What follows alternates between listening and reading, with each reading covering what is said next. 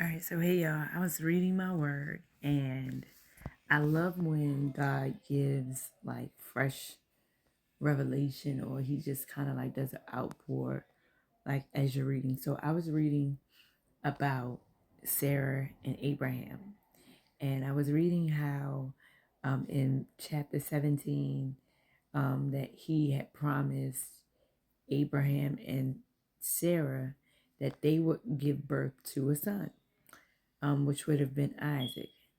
And Isaac means he laughs. Okay. Now, as I was reading, I read on to chapter 18 and I went all the way down to chapter 18. And I'll just give you all this real quick because I said, this is so good. Because some people are in disbelief and they don't believe the promises that God said that he was going to do. Like they still, it hasn't registered in their spirits exactly how God's going to do what he said he was going to do, right? So then it says, and I'm going to read it. It says, then Sarah denied, saying, I laugh not, for he, no, for she was afraid. And he said, nay, but thou didst laugh. Okay. And so what I did was, as I was writing, I wrote that down and I highlighted it because I was like, oh, that's good. Like now it was still unclear um, of why Sarah laughed exactly.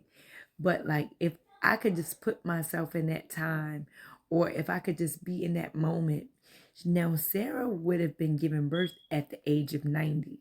Okay, she didn't die until 137 years old. And surely Abraham was old because she was like, you mean to tell me I can still have pleasure being this old age? And my husband being as old as he is. So I can imagine her laughing like, like, we ain't even had pleasure. Like not we ain't experienced that kind of pleasure in a long time, right? Let me tell you how God is about to pleasure you in a way where you never saw coming, which means that even though you might have said, oh, I ain't never laugh about that. Oh, but you did. Because you were unsure how God was going to do it. You were unsure how he was going to come through with the come through. What I wrote was, you never had to lie about your disbelief in what God would do. He knew that it seemed impossible when he told you. But then I also said, your fear won't stop the promises of God. His blessings and his promises are sure.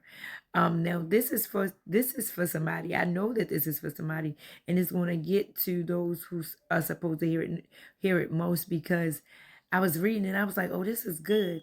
So it says your fear won't stop the promises of God. He knows you fear the unknown, but he chose you to do it. He chose you for the promise. He knows that you are fully capable and he's equipped you for what's to come, what's before you even in this moment, and what you've gone through back there.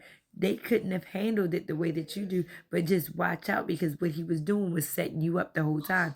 Because they went actually ahead of God, not what the message is about, but they went ahead of God and they called themselves getting somebody else to have a baby because Sarah's like, surely it's old. I'm getting old, and this time is going by, and it's passing and passing. And so Ishmael came, and God's like, some things you can't do, some things you can't do, or you can't allow somebody to be a replacement.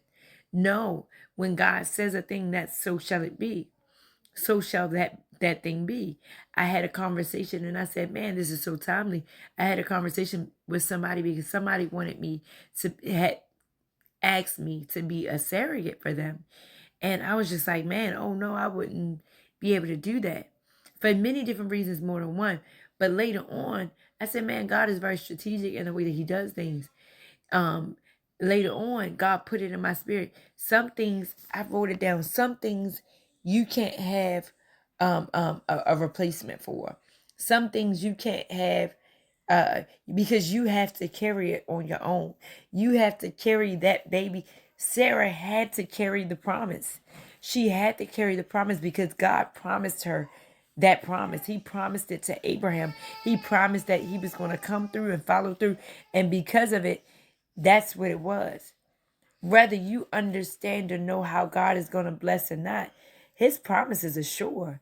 Okay. So what God put in my spirit was get ready because you're about to see God's promise fulfilled. And I don't know how long you've been waiting on what it is that you've been asking God for. But let me tell you, I want you to understand. Yeah, you might have laughed. God saw you. He heard you. Yes, he did. And you know he heard you. We might be unsure of why Sarah laughed, but God knows why you laughed. And let me tell you, you are the promise holder.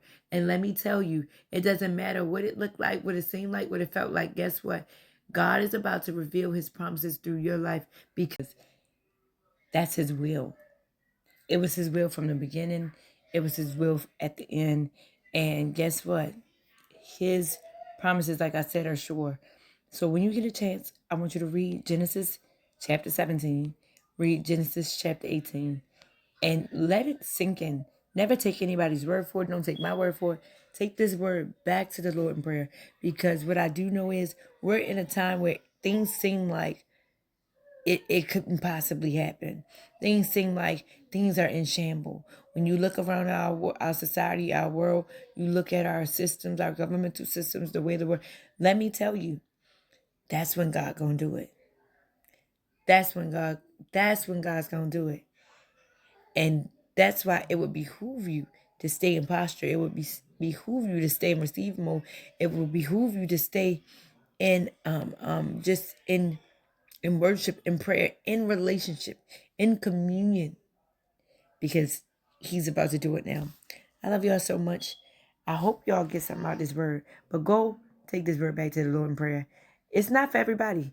Everybody's in different seasons and things of their lives. But the people that it's for, when you know, you know. I love y'all so much. I'll talk to y'all in the next video. See y'all when I see y'all. Share this video out to somebody who needs to hear it most. All right. Be blessed. Peace.